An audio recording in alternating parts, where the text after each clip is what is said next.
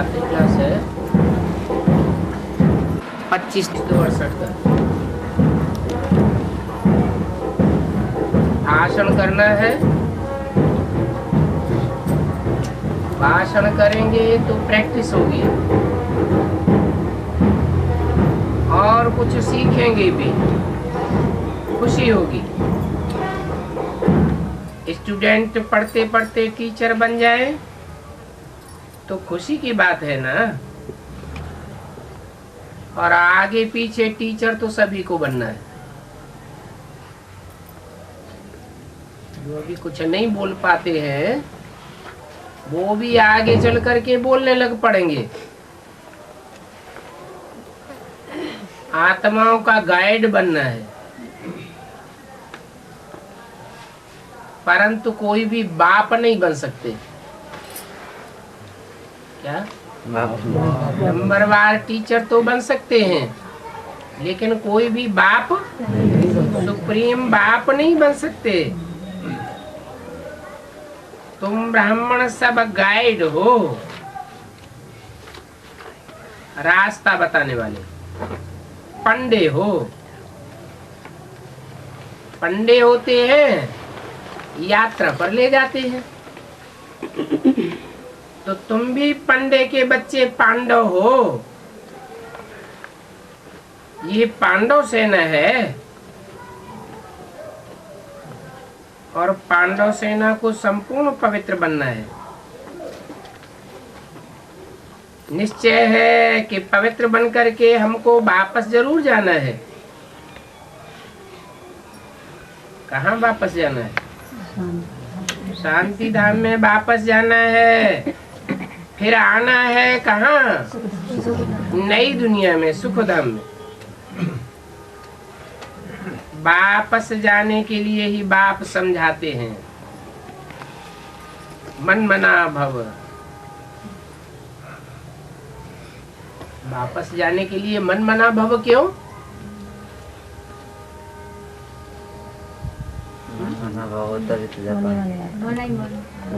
मन मना भव का मतलब है मेरे मन में समा जा।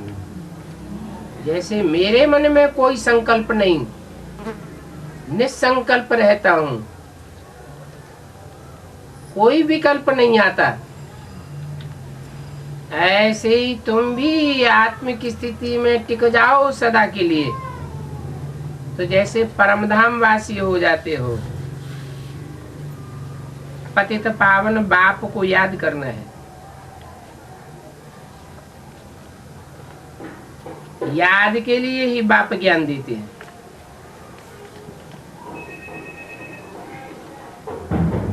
इसकी याद के लिए, बाप की याद के लिए बाप आकर के अपना परिचय देते हैं कि मैं कौन हूँ, क्या हूँ, किस रूप में पार्ट बजाता हूँ और कैसे पतितों को पावन बनाता हूँ।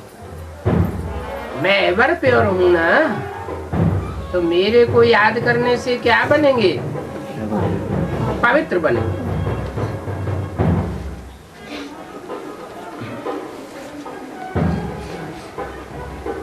बाकी वो यात्राएं तो अनेक प्रकार की हैं। बच्चे तो बहुत सर्विस करते रहते हैं, अलग अलग टॉपिक्स पर भाषण करेंगे। बाबा को टॉपिक्स लिख करके भेजी थी।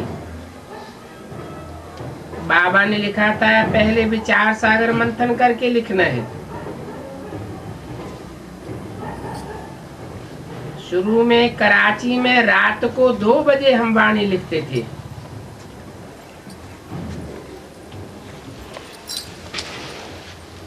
तो बच्चों को भी प्रैक्टिस करनी है। सिर्फ लिखा हुआ पढ़ना नहीं है। क्या लिखी हुई वाणी पढ़ करके सुनाना या पढ़ना ये नहीं, प्रैक्टिस करके क्या करना है? ओरली भाषण करना है।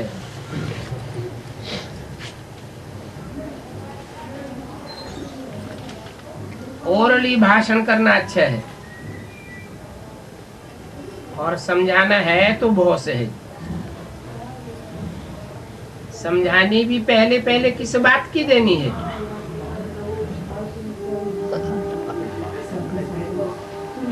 बाप का परिचय देना है। बाप का परिचय देने के लिए पहले आत्मा का परिचय देना पड़े।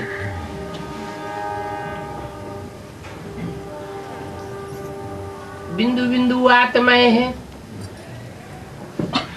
परंतु सब आत्मा एक जैसा पाठ तो नहीं बजाती। 500-700 करोड़ बच्चे हैं मनुष्य से टिरूटी झाड़ के, परंतु सब एक जैसे पाठधारी तो नहीं है। कोई बहुत ऊंचा पाठ बजाते हैं,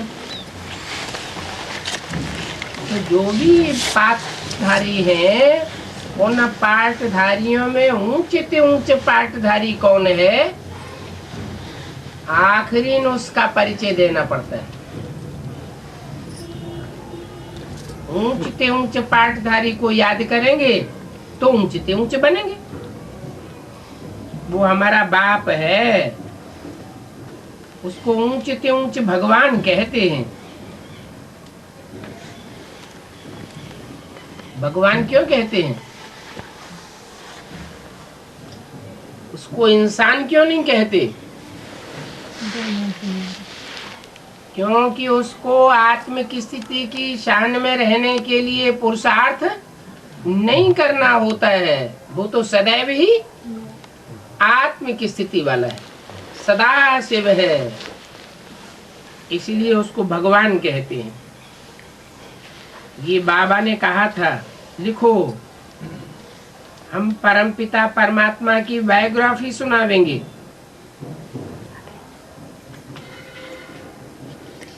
शिव जयंती भी गाई जाती है।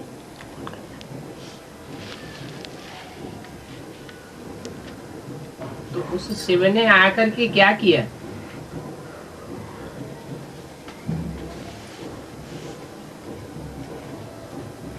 कुछ तो आकर के किया होगा। जो गांव गांव में, शहर शहर में, देश में, विदेश में शिवलिंग की मूर्तियां बनी हुई मिलती हैं। दुनिया में सबसे जास्ती मूर्तियां किसकी मिलती हैं? शिवलिंग की मिलती हैं। तो इससे क्या साबित होता है?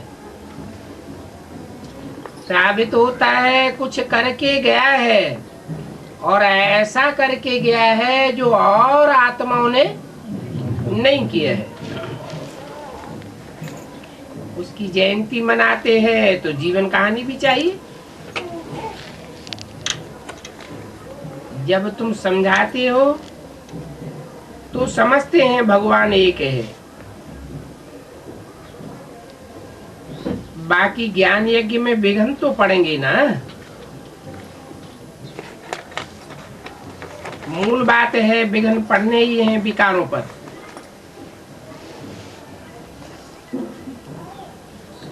और विघ्न डालने वाले कौन होते हैं?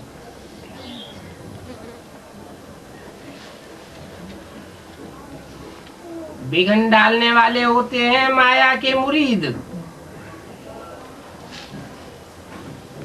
जो भगवान बाप पर फिदा नहीं होते। किस पर फिदा होते हैं?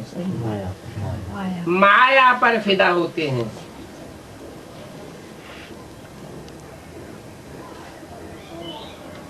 माया के पीछे पीछे जान मारी करते हैं। फिर भी वो जावेंगे कहाँ? यहाँ ही आवेंगे। क्या? यहाँ ही आवेंगे। कहाँ जावेंगे? हट्टी तो एक ही है। बच्चों को पता है विघ्न पड़ेंगे जरूर। इसके लिए क्या करें? विघ्न पड़ेंगे, इसके लिए क्या करें? बाप कहते हैं याद की यात्रा में रहो।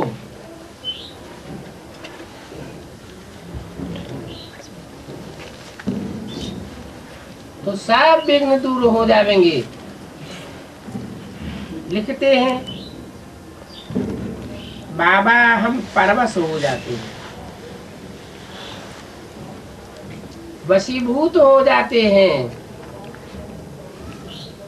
हम अपनी बुद्धि को बहुत कंट्रोल करने की कोशिश करते हैं,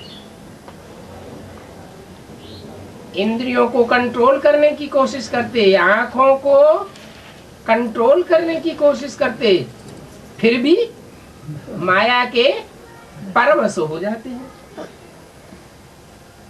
बाप कहते हैं इस हालत में पाप नहीं होता है। इस हालत में जब तुम पुरुषार्थ करते हो, कोशिश करते हो, माया से लड़ाई लड़ते हो और लड़ते लड़ते परवश हो जाते हो और तुरंत सुधर जाते हो, समझ जाते हो।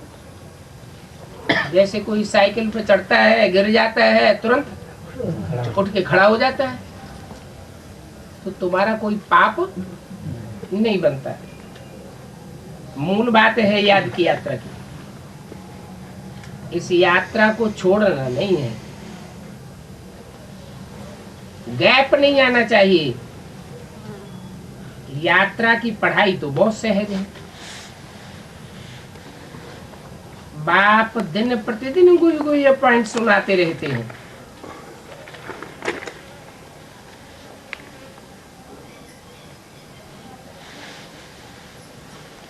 ये है तुम्हारी सब्जेक्ट मुख्य, कौन सी?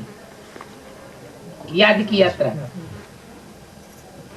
और भी सब्जेक्ट हैं, लेकिन मुख्य सब्जेक्ट है याद की यात्रा।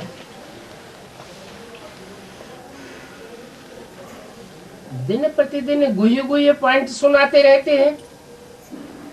कब तक सुनाते रहेंगे?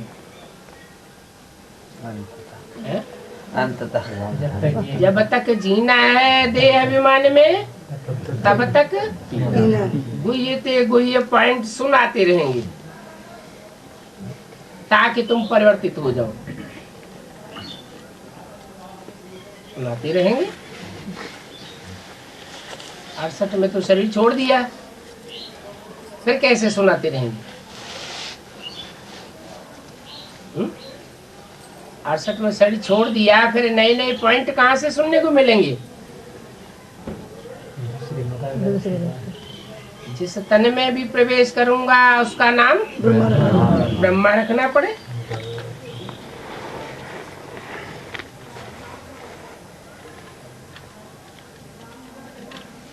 ये भी साक्षात्कार किया है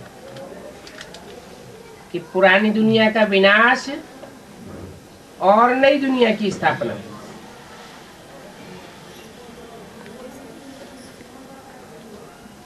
किसने साक्षात्कार किया? ब्रह्मा बाबा ने साक्षात्कार किया। उन्होंने जो साक्षात्कार किया तो उनकी समझ में आया कि सन 76 में कौन सी दुनिया का विनाश और कौन सी नई दुनिया की स्थापना होगी। साक्षात्कार तो किया, फिर कौन से साक्षात्कार की बात है?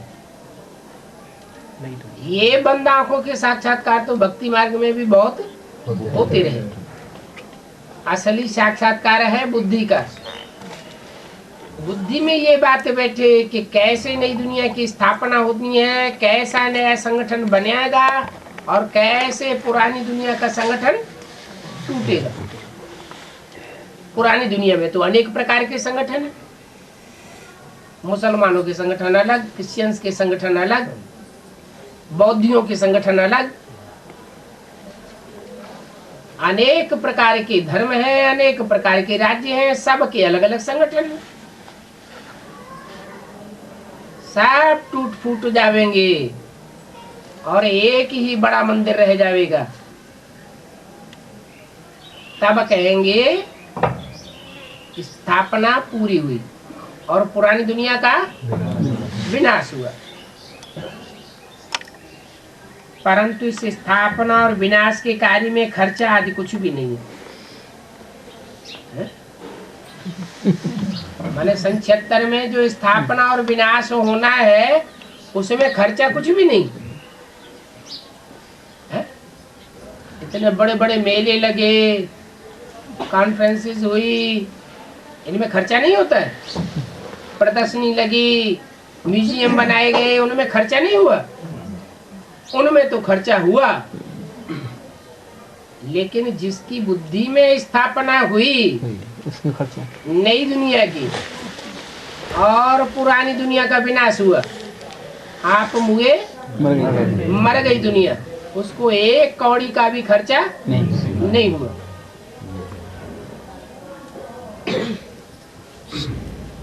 खर्चा कुछ भी नहीं होता है, शांति स्थापन हो जाती है। तुम्हारा स्वधर्म ही शांत है, और स्वधर्म में टिकने के लिए तुमको डायरेक्शन मिलते हैं। ये भी जानते हो, कल्प कल्पन एक बार तुमने ये डायरेक्शन लिए हैं।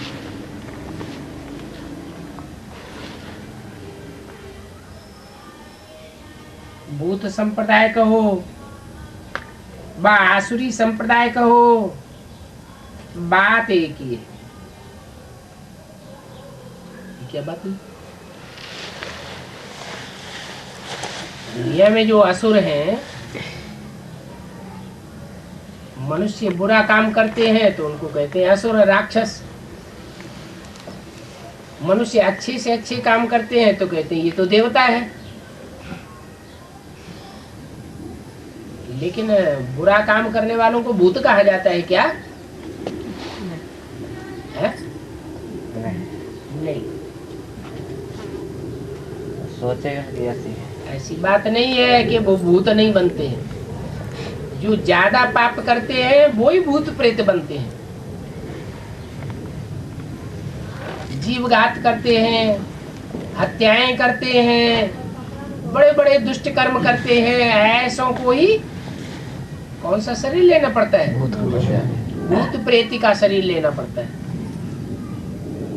तो ये भूत प्रेत बनने वाली आत्माएं कौन से धर्म की है? जो भूत प्रेत बनती है।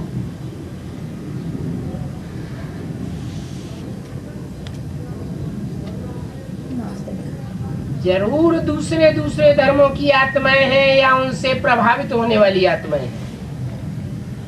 भूतों का संग करेंगे तो क्या बनेंगे? भूत बनेंगे। भूत बनेंगे। भूतों की पूजा करेंगे तो भूत बनेंगे, देवताओं की पूजा करेंगे देवता बनेंगे, भगवान को मानेंगे तो भगवान भगवती बनेंगे। तो ये जितनी भी भूत प्रेत योनियां हैं, ये सब महापापी योनियां हैं, पाप करने वाली है। अभी आगे जो विनाश होना है, ज्यादा तादाद इन भूत प्रेत बनने वालों की होगी। ढेर के ढेर अकाले मौत में शरीर छोड़ेंगे, भूकंप आएंगे, बड़ी बड़ी बिल्डिंगें गिरेंगी, अचानक मौत होगी, ये सब क्या बनेंगे? ये सब भूत प्रेत बनेंगे। कितनी संख्या हो जाएगी भूत प्रेतों की?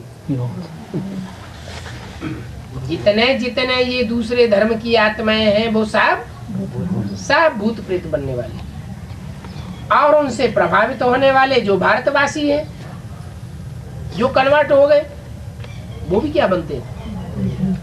वो भी भूत प्रेत बनते हैं। फिर बचते कौन है? जो एकदम आदि सनातन देवी देवता धर्म के थे, जिन्होंने डायरेक्ट बाप से प्राप्ति की थी। सत्युग से पहले वाले होंगे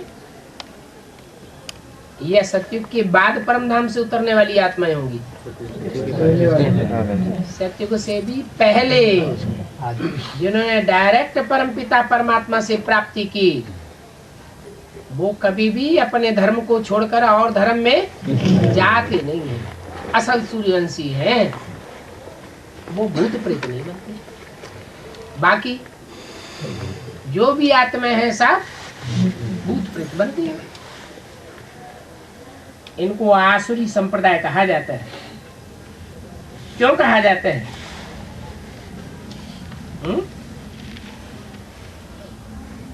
ये सब आसुरी संप्रदाय क्यों कहे जाते हैं? इसलिए कहे जाते हैं कि जितने भी ये इस्लामी, बौद्धी, क्रिश्चियन आदि हैं, वो सब मनुष्य गुरुओं की स्थापना किए हुए हैं। और मनुष्य गुरुओं ने जो भी स्थापना की है वो आसुरी स्थापना की है, स्वर्गीय स्थापना नहीं की है। वो स्वर्ग नहीं बनाते हैं, इस दुनिया को क्या बना कर जाते हैं? और ही नरक बना के जाते हैं। और भगवान क्या बना के जाते हैं? नरक को स्वर्ग बना के जाते हैं। ये काम और कोई भी धर्म पिताओं ने नहीं किया। जो सदैव स्व स्थिति में टिकने वाला है, सदा शिव है, वो ही आकर के स्वर्ग की स्थापना करते हैं। इसलिए उनको रावण संप्रदाय, आसुरी संप्रदाय कहा जाता है, क्योंकि उनमें 5 भूत हैं। किनमें? उन धर्म वालों में। जैसे इस्लामी आए, कौन सा भी भूत विशेष रहा उनमें? काम विकार का विशेष भूत रहा। क्रिश्चियंस आए, एटम बम बना के रखे हुए, कौन सा भूत विशेष है? क्रोध का भूत विशेष है। मुस्लिम आए, उन्होंने भारत को लूटा, लूट लपेट के डकैती करके ले गए और ले जाते रहे, तो कौन सा भूत हुआ? लोभ का भूत हुआ। आर्य समाजी आए, इनमें काम क्रोध लोभ तो नहीं है, लेकिन क्या है? मोह हो जाता है। हमें ज्यादा से ज्यादा वोट मिलने चाहिए, ज्यादा से ज्यादा हमारे फॉलोअर्स होने चाहिए। अरे बच्चा एक शेर जैसा पैदा हो वो ज्यादा अच्छा, या ढेर के ढेर गीदड़ पैदा हो जाए वो ज्यादा अच्छा। इसलिए ये प्रजा के ऊपर, प्रजा के राज्य को ऊंचा मानते हैं, राजा को ऊंचा नहीं मानते। राजा ही सफा चट्ट कर दी, प्रजा के ऊपर प्रजा का राज्य हो गया। अब प्रजा क्या राज्य करेगी? राज्य चलता है या अराजकता हो जाती है? अराजकता हो जाती है, क्योंकि उनका कोई धर्म ही नहीं है। धर्म में तो ताकत होती है। तो ये भूतों का राज्य है। रावण द्वारा हराया है। मनुष्य भक्ति मार्ग में भक्ति करते करते कितने घमंड में रहते हैं। त्रिपुंड लगावेंगे और घमंड दिखावेंगे। जहां जहां पतित पुजारी है, वहां कोई भी पावन पूज्य नहीं हो सकता। देवी देवताएं पूज्य होते हैं, तो देवी देवताएं कोई की पूजा करते हैं क्या? नहीं, कोई की पूजा नहीं करते।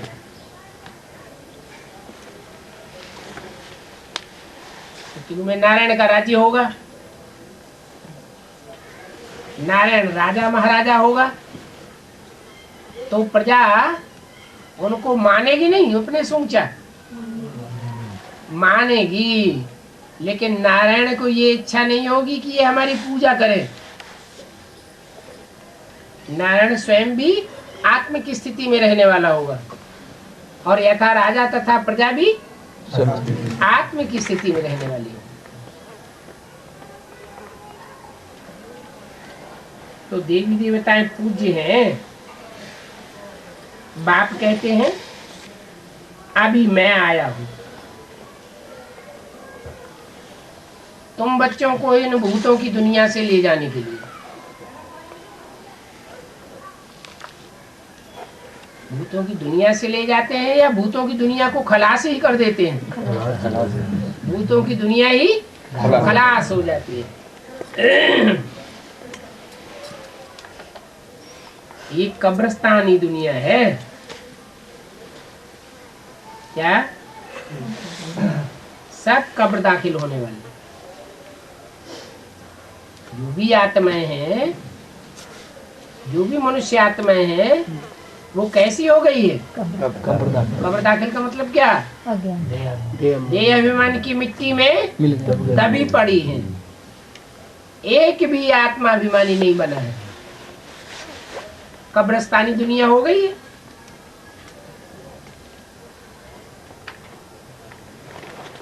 मुसलमान और क्रिश्चियन कब्रिस्तान बनाते हैं, इस बात की यादगार है। और हिंदुओं में जलाते हैं, कब्रिस्तान नहीं बनाते हैं, किस बात की यादगार है? देह मान को राख कर देते हैं। हाँ, जो असल सूर्यवंशी देवताएं हैं वो देह अभिमान का नाम निशान खलास कर देते हैं। देह अभिमान संगम युग में रहेगा ही नहीं। जिनमें देहभान नष्ट हो जाएगा पूरा पूरा, वो ही नई दुनिया का फाउंडेशन डालेंगे। नई दुनिया में राधा कृष्ण जैसे बच्चों को जन्म देने के निमित्त बनेंगे। इसलिए हिंदुओं में क्या करते हैं? जला के राख कर देते हैं। क्या जलाते हैं? देह को जलाते हैं। वो देह को जलाते हैं और तुम देह अभिमान को जलाते हो। वो देह को मिट्टी में गाड़ते हैं। कौन? मुसलमान और क्रिश्चियन। और तुम क्या करते हो? जलाते हो और वो मिट्टी में गाड़ते हैं। क्यों?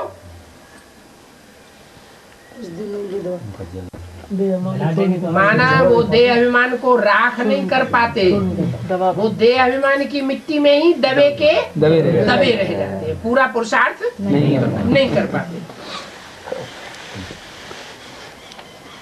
माना तुम अंत तक पीते हो, जब तक देह अभिमान में जीते हो तब तक पीते रहते हो एक बाप से। और वो क्या करते हैं?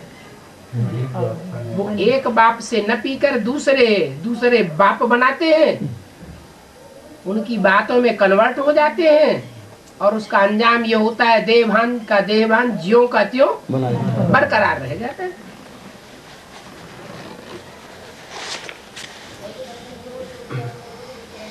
तो कोई भी देहधारी में मोह नहीं रखना है। क्या? अगर देहभान को पूरा जलाना है तो क्या करना है? असल सूर्यवंशी बनना है तो क्या करना है? कोई भी देहधारी से कोई भी संबंधी हो उससे मोह नहीं रखना है। अभी तो हम जाते हैं कहाँ? अपने धाम, आत्माओं के धाम।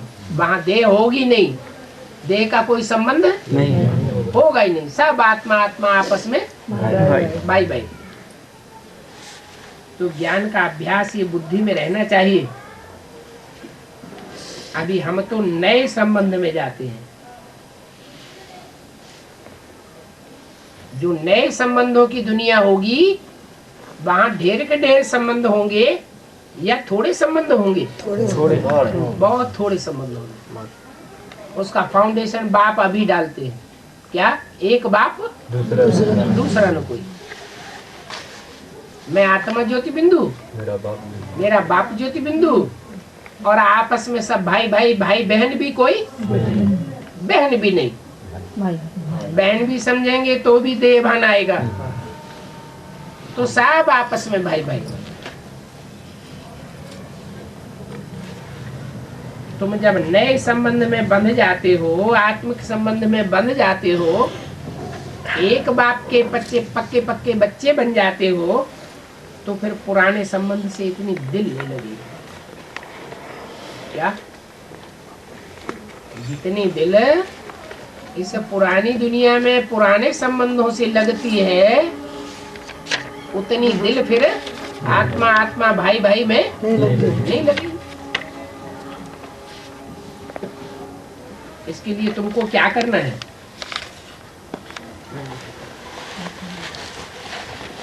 देह के संबंधियों को छोड़ के भाग जाना है क्या?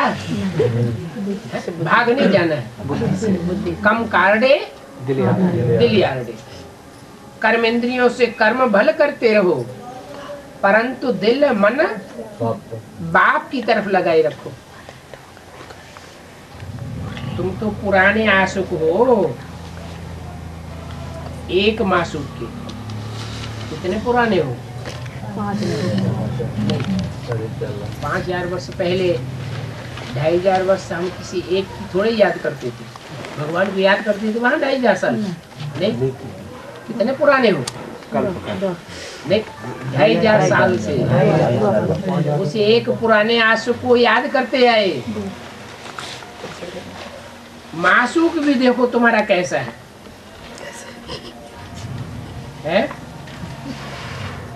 एवर प्योर है, सबको पावन बनाए देते हैं। कोई भी अस्वच्छ बुद्धि रह नहीं जाता। बाप अविनाशी सर्जन है, वो सर्जन होते हैं। महामारी फैलती है तो पहले अपनी सुरक्षा करेंगे, करते हैं कि नहीं? पहले। और ये तो अविनाशी सर्जन है, ये बीमारों के बीच में घुस जाता है और इसको कुछ भी नहीं होता, बीमारी का असर नहीं होता है, इसका विनाश नहीं होता है। वो सर्जन तो बीमारी की चपेट में आ जाते हैं, उनका विनाश भी हो जाता है। तो देखो ज्ञान अंजन बाप द्वारा ही मिलता है। क्या? और कोई मनुष्य मात्र से ज्ञान अर्थात जानकारी, असली जानकारी सत्य की नहीं मिल सकती। सत्य की जानकारी किससे मिलेगी? एक सत्य बाप से, जिसे कहते हैं सत्य गुरु। गुरु तो अनेक है, लेकिन सत्य गुरु सदगुरु एक ही है। एक सदगुरु निराकार अकाल मूर्त सिख लोग कहते हैं ना, परंतु वो भी जानते नहीं। तो गुरु नानक को सदगुरु समझ लेते हैं, कहते हैं गुरु नानक के लिए मूत पलीती कपड़ धोती। तो गुरु नानक ने कोई थोड़े ही मूत पलीती कपड़ धोए। दुनिया में शरीर तामसी बनते जा रहे हैं या सात्विक बने हैं? तामसी बनते जा रहे हैं। बाप तो आकर के एक एक कपड़े को ऐसा धोते हैं जो सब कपड़े नई सत्य की दुनिया में सतो प्रधान बन जा रहे हैं। ये है ऊंच से ऊंच बनने के लिए ज्ञान, स्पिरिचुअल नॉलेज। रूहानी बाप रूहानी बच्चों को देते हैं। कैसी नॉलेज है? स्पिरिचुअल माने आध्यात्मिक, स्पिरिट वाली, स्पिरिट आत्मा को कहते हैं। स्पिरिचुअल आध्यात्मिक, आदि माने अंदर, आत्मा माने आत्मा। आत्मा के अंदर क्या ज्ञान है 84 जन्मों का? कौन कौन सी आत्माओं के अंदर 84 जन्मों का क्या क्या पार्ट भरा हुआ है? ये आध्यात्मिक ज्ञान परमात्मा बाप ही आकर देते, और कोई का ड्रामा में पार्ट नहीं है। क्या? स्पिरिचुअल नॉलेज देने का, आध्यात्मिक ज्ञान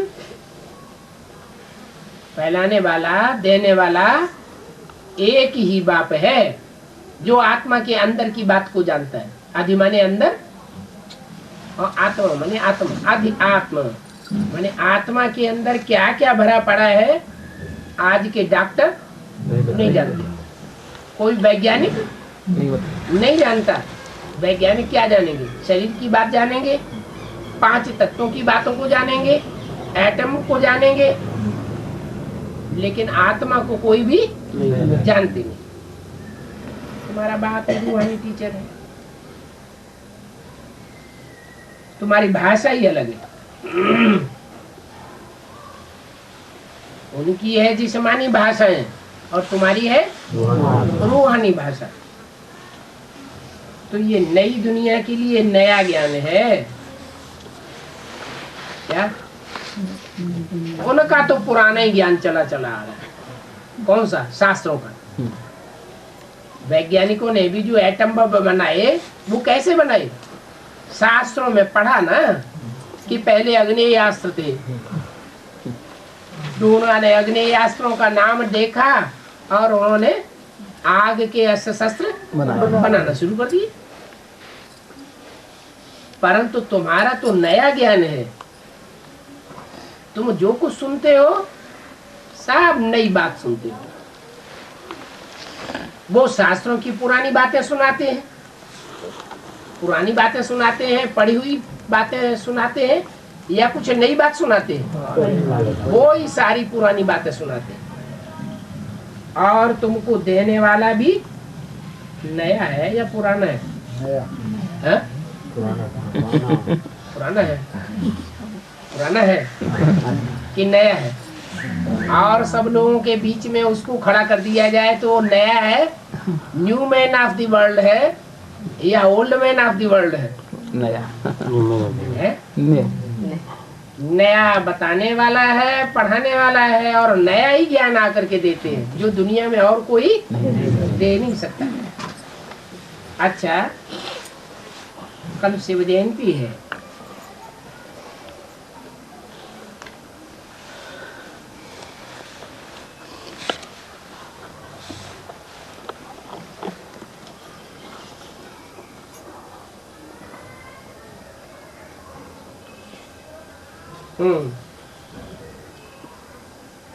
बाबा को निमंत्रण भेज देंगे,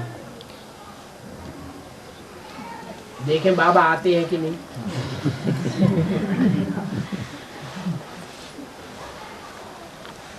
कैसे भेजेंगे निमंत्रण?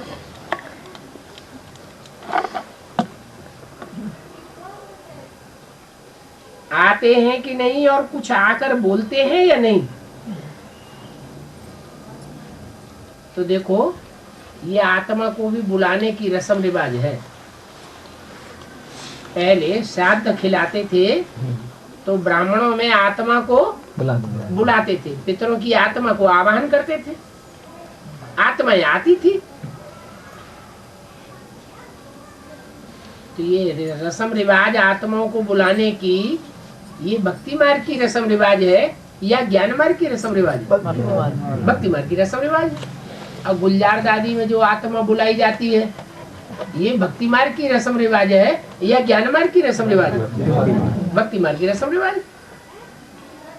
भगवान बाप तो बुलाने से आते ही 63 जन्म बुलाते आए, आया क्या? नहीं आया। उसे जब आना होता है तो अपने आप आते हैं, जब अपने आप आते हैं और अपने आप चले जाते। कोई रोकना चाहे तो रुकते हैं क्या? कभी भी नहीं, कभी भी नहीं, पहले भी नहीं, सन 68 तक भी नहीं रुकते थे और अभी भी नहीं रुकते। तो ये देखो, ये भक्ति मार्ग की रस्म रिवाज कैसी है। ये भक्ति मार्ग की रस्म रिवाज डालने वाले कौन है? ये रस्म रिवाज, जो भक्ति मार्ग की रस्म रिवाज है, जिस भक्ति मार्ग में जाने से दुर्गति होती है, उस दुर्गति मार्ग की रस्म रिवाज डालने वाले कौन? मनुष्य गुरु। मनुष्य गुरु। कौन से मनुष्य गुरु? बाहर की दुनिया के, अंदर की दुनिया के? अंदर की दुनिया के ये गुरु लोग हैं जो दूसरे धर्मों में कन्वर्ट होने वाले हैं।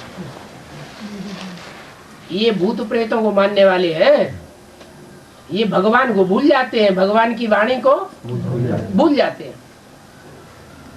बाबा को ड्रामा अनुसार भी खुद निमंत्रण दे बुलाते हैं। कुछ पूछना होता है तो बाबा को बुलाने का भी ड्रामा में पार्ट है।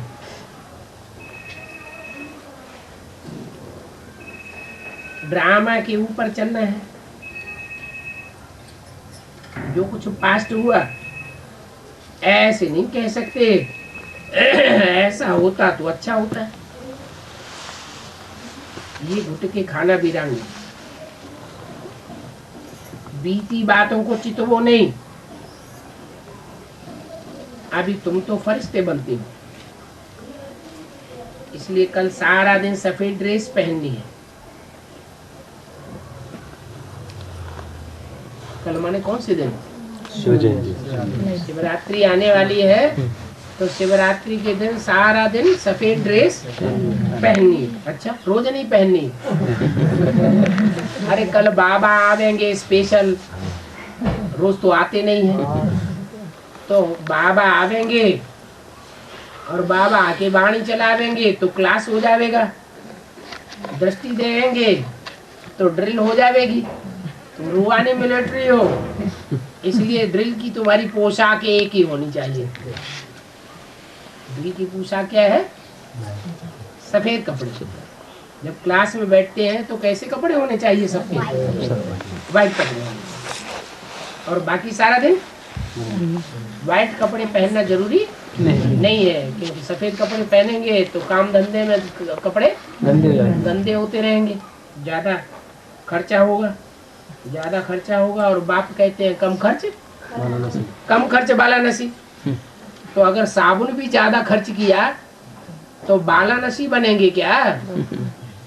है? बाला नसी माना भाग्यवान, ज्यादा भाग्य वाले बनेंगे क्या? नहीं। जो कुछ भी हमारे पास है वो ईश्वरीय सेवा में खर्च करें। अपने लिए सिर्फ उतना ही खर्च करना है जितने से हमारा पुरुषार्थ चलता रहे। तो देखो, रंगीन कोई कपड़ा नहीं होना चाहिए। कब? जब बाबा का क्लास होता है तो कोई भी रंगीन कपड़ा नहीं होना चाहिए। तो फरिश्तेपन की सबको भाषण आ गई कि बाप आया है देह और देह के संबंधों से रिश्ता तोड़वाने के लिए। देह के संबंधों से रिश्ते टूट जाएंगे तो सब क्या बन जाएंगे? फरिश्ते बन जाएंगे। भोजन के लिए भी कहना है, कह दिया जितना हो सके भोजन भी बहुत रंगीन नहीं होना चाहिए। सादा भोजन उच्च विचार, सादा भोजन होना चाहिए। अच्छा, मीठे मीठे रूहानी बच्चों को रूहानी बाप दादा का याद प्यार गुड नाइट।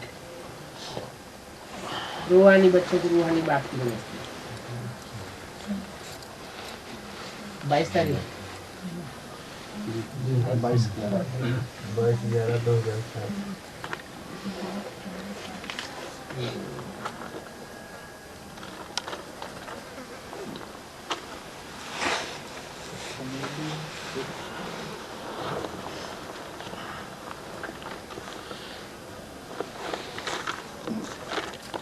तीन गीता पाठशाला है।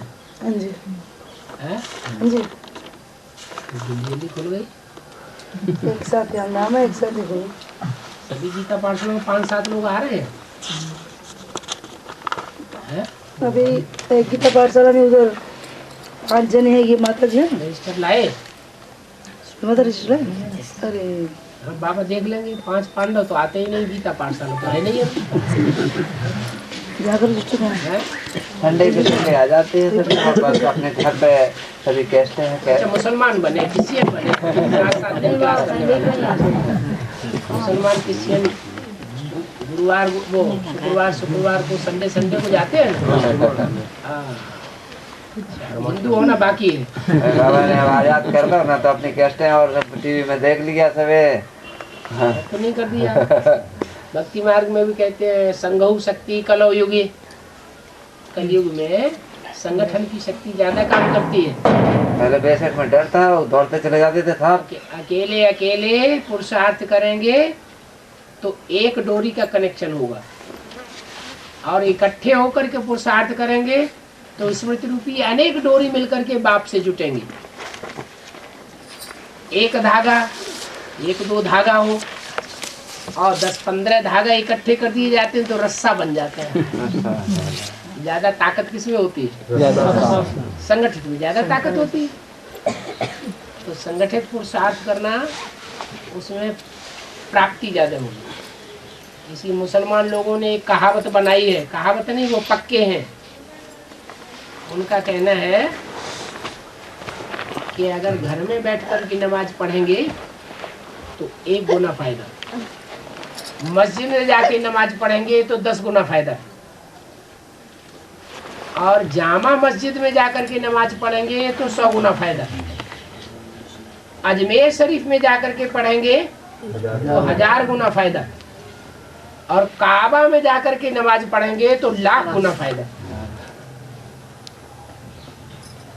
है तो उनकी पढ़ाई, सच्चाई तो वास्तव में है नहीं ना। वहाँ काबा में कोई खुदा बैठा हुआ है, लेकिन है बात कहाँ की? यहाँ की बात है।